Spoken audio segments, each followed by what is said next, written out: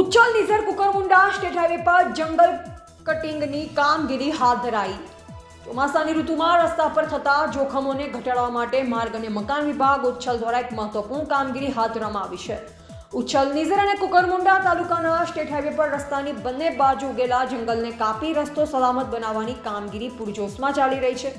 તાલુકામાંથી પસાર થતો આ સ્ટેટ હાઈવે ચોમાસા દરમિયાન ભારે વરસાદ અને ભેજવાળા વાતાવરણના કારણે ગાઢ જંગલથી ઢંકાઈ જાય છે।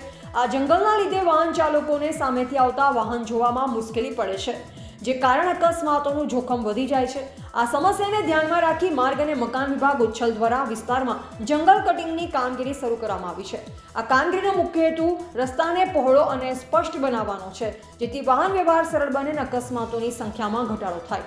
વિભાગના અધિકારીઓએ જણાવ્યું કે આ કામગીરી ટૂંક સમયમાં પૂર્ણ કરવામાં આવશે। આનાથી સ્થાનિક લોકોને મુસાફરોને ચોમાસા દરમિયાન વધુ સુરક્ષિત મુસાફરીનો અનુભવ મળશે।